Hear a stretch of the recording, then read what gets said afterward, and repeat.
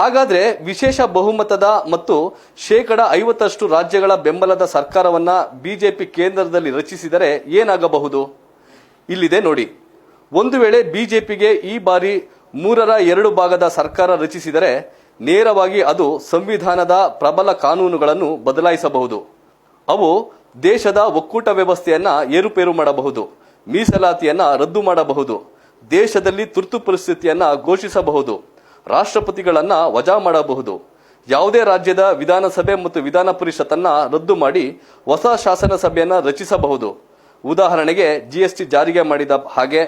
ಸಂವಿಧಾನದಲ್ಲಿ ಅವಕಾಶಗಳು ಇಲ್ಲದಿದ್ದರೂ 3% ಮೇಲ್ವರ್ಗದ ಜನರಿಗೆ ಬಡತನದ ಹೆಸರಿನಲ್ಲಿ 10% ಮೀಸಲಾತಿ ಜಾರಿ ತಂದಿರುವ ಹಾಗೆ.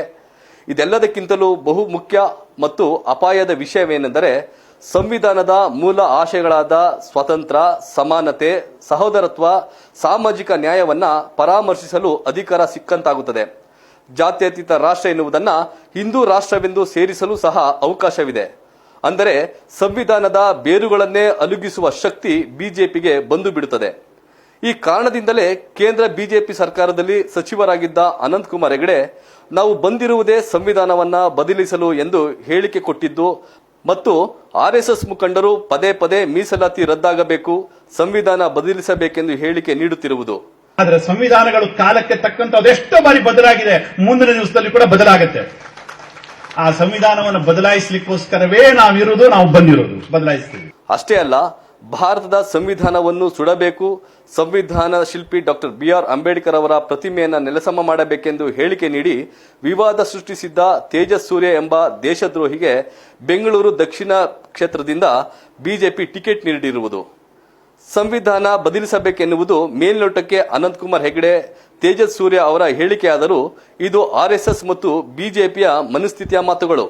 ಈ ಸಂಬಂಧ ಪಾರ್ಲಿಮೆಂಟ್ನಲ್ಲಿ ಅನಂತಕುಮಾರ್ ಹೆಗಡೆ ಸ್ಪಷ್ಟೀಕರಣ ನೀಡಿರಬಹುದು. ಆದರೆ ಇದೆಲ್ಲವೂ ಒತ್ತಡಕ್ಕೆ, ಕಾನೂನು ಬಿಕ್ಕಟ್ಟಿನಿಂದ ತಪ್ಪಿಸಿಕೊಳ್ಳಲು ಕೊಟ್ಟಿರುವ ಸ್ಪಷ್ಟನೆಗಳೇ ಹೊರತು ಮನಪೂರ್ವಕವಾಗಿ ಬಂದಂತಹ ಮಾತುಗಳಲ್ಲ. ಈಗ ಅವರು ಆಡುತ್ತಿರುವ ಮಾತುಗಳು ಒಬ್ಬ ವ್ಯಕ್ತಿಯನ್ನು ಶಸ್ತ್ರಚಿಕಿತ್ಸೆಗೆ ಒಳಪಡಿಸುವ ಮೊದಲು ಟೆಸ್ಟ್ ಡೋಸೇಜ್ ಕೊಡ್ತಾರಲ್ಲ ಹಾಗೆ. ಯಾವುದೇ ಸೈಡ್ ಎಫೆಕ್ಟ್ ಇಲ್ಲ ಅಂದ್ರೆ ಆರೋಗ್ಯವಂತ ಸಂವಿಧಾನವನ್ನ ಆಪರೇಷನ್ ಮಾಡಿ ಕೊಲ್ಲೋದು ಗ್ಯಾರಂಟಿ. ಇದರಿಂದ ಯಾರಿಗೆ ಲಾಭ, ಯಾರಿಗೆ ನಷ್ಟ ಎಂದು ಕೇಳುವುದಾದರೆ ಬಹಳಷ್ಟು ಮಂದಿ ಸಂವಿಧಾನ ಬದಲಾವಣೆ ಮಾಡಿದ್ರೆ ಅದು ದಲಿತರಿಗೆ ಮಾತ್ರ ಅನ್ವಯಿಸುತ್ತೆ ಅಥವಾ ದಲಿತರಿಗೆ ಮಾತ್ರ ನಷ್ಟ ಆಗುತ್ತೆ ಎಂದು ಭಾವಿಸಿದ್ದಾರೆ. ಇದು ಅಕ್ಷರಶಃ ಸುಳ್ಳು. ಬಿಜೆಪಿಯ ಇಂತಹ ಚಿಂತನೆಗಳು ಮತ್ತು ಕರ್ನಾಟಕದ ಮಟ್ಟಿಗೆ ಮಾತನಾಡುವುದಾದರೆ ಇದು ದಲಿತರು, ಮುಸ್ಲಿಮರು, ಕ್ರೈಸ್ತರು, ಇತರೆ ಹಿಂದುಳಿದ ವರ್ಗಗಳು, ಲಿಂಗಾಯತರು, ಒಕ್ಕಲಿಗರು, ಕುರುಬರ ಬದುಕು ಮತ್ತು ಅವರ ಮಕ್ಕಳ ಬದುಕಿನ ಮೇಲೆ ಕೆಟ್ಟ ಪರಿಣಾಮ ಬೀರಲಿದೆ. ಈ ದೇಶದ ದುರದೃಷ್ಟವೆಂದರೆ ಯಾವ ಒಬ್ಬ ನರೇಂದ್ರ ಮೋದಿಯಂತಹ ಸಾಮಾನ್ಯ ವ್ಯಕ್ತಿಯನ್ನು ಪ್ರಧಾನಮಂತ್ರಿ ಸ್ಥಾನದವರೆಗೆ ಕೊಂಡೊಯ್ದ ಭಾರತದ ಸಂವಿಧಾನವನ್ನ ಅದೇ ವ್ಯಕ್ತಿಗಳು ಬುಡಮೇಲು ಮಾಡಲು ಹೊರಟಿರುವುದು. ಏಕೆಂದರೆ ಇವರಿಗೆ ಸಂವಿಧಾನ ಎಲ್ಲಾ ಜಾತಿ, ಧರ್ಮ, ಪಂಗಡ, ವರ್ಗದವರಿಗೆ ಸಮಾನತೆ ನೀಡಿದೆ. ಮನುಸ್ಮೃತಿಯನ್ನ ಒಪ್ಪುವ ಬಿಜೆಪಿ ಎಂದಿಗೂ ಮಾನವೀಯತೆ, ಸಮಾನತೆ, ಸ್ವಾತಂತ್ರ್ಯ, ಸಾಮಾಜಿಕ ನ್ಯಾಯ, ಭ್ರಾತೃತ್ವ ಒಪ್ಪಲು ಸಾಧ್ಯವೇ ಇಲ್ಲ. ಇನ್ನು ಹೇಳಿ ಕೇಳಿ ಬಿಜೆಪಿ ಪಕ್ಷದ ಮೂಲ ಆಶಯವೇ ಹಿಂದುತ್ವವಾದ ಅಲ್ವೇ? ಭಾರತವನ್ನು ಹಿಂದೂ ರಾಷ್ಟ್ರ ಮಾಡಬೇಕೆಂಬ ಆರ್ಎಸ್ಎಸ್ನ ದಶಕಗಳ ಹಿಡನ್ ಅಜೆಂಡಾ ಸಾಕಾರಗೊಳಿಸಲು ಬಿಜೆಪಿ ನಿನ್ನೆ ಮೊನ್ನೆ ಮಾಡಿದ ತಂತ್ರವಲ್ಲ. ಇಂದು ದೇಶವ್ಯಾಪಿ ಬಿಜೆಪಿ ಬೆಳೆಯಲು ಅಥವಾ ಬಿಜೆಪಿ ಬಲವರ್ಧಿಸಲು ಯಾವ ಮೇಲ್ಜಾತಿಯವರು ಕಾರಣವಲ್ಲ.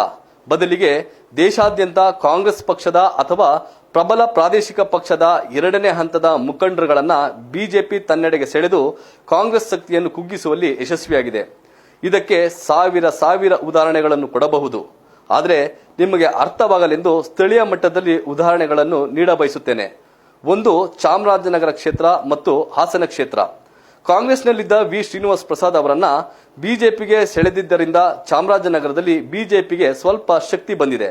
ಹಾಗೆ ಹಾಸನದಲ್ಲಿ ಕಾಂಗ್ರೆಸ್ನಲ್ಲಿದ್ದ ಎ ಮಂಜು ಅವರಿಗೆ ಬಿಜೆಪಿ ಟಿಕೆಟ್ ನೀಡಿರುವುದರಿಂದಲೇ ಹಾಸನದಲ್ಲಿ ಜೆಡಿಎಸ್ ಜೊತೆ ನೇರ ಸಮರವಿದೆ. ಈ ಫಾರ್ಮುಲಾವನ್ನ ದೇಶದ ಎಲ್ಲಾ ರಾಜ್ಯಗಳಲ್ಲೂ ಬಿಜೆಪಿ ಅನುಸರಿಸಿ ಯಶಸ್ವಿಯಾಗಿದೆ. ಆದರೆ ಬಿಜೆಪಿಯ ಗುಪ್ತ ಕಾರ್ಯಸೂಚಿಗಳ ಬಗ್ಗೆ ಅರಿವಿದ್ದರೂ ಅವಕಾಶವಾದಿತನಕ್ಕೆ ಇಡೀ ದೇಶ ಮತ್ತು ಜನಹಿತವನ್ನ ಬಲಿ ಕೊಡುತ್ತಿದ್ದಾರೆ ಈ ಶೂದ್ರ ನಾಯಕರು. ಇಂಥವರಿಗೆ ಇತಿಹಾಸ ಎಂದೂ ಕ್ಷಮಿಸುವುದಿಲ್ಲ. ಅದೇನೇ ಆಗಿರಲಿ, ಬಿಜೆಪಿಯ ಮಿಷನ್ 360 ಷಡ್ಯಂತ್ರವನ್ನ ಹೊಡೆದುರುಳಿಸುವ ಶಕ್ತಿಯನ್ನು ಇದೇ ಸಂವಿಧಾನ ನಮಗೆ ನೀಡಿದೆ. ಅದು ಮತದಾನದ ಮೂಲಕ. ಬಿಜೆಪಿ ಮಿಷನ್ 360 ವಿಫಲಗೊಂಡರೆ ಭಾರತ ಮತ್ತು ಸಂವಿಧಾನ ಉಳಿದಂತೆ. ಇಲ್ಲವಾದರೆ ಬಿಜೆಪಿ 360 ಈ ದೇಶಕ್ಕೆ ಆಪತ್ತು ತರುವುದಂತೂ ನಿಶ್ಚಿತ. ಏನ್ ಮಾಡ್ತೀರಾ ನೋಡಿ. ನಮಸ್ಕಾರ.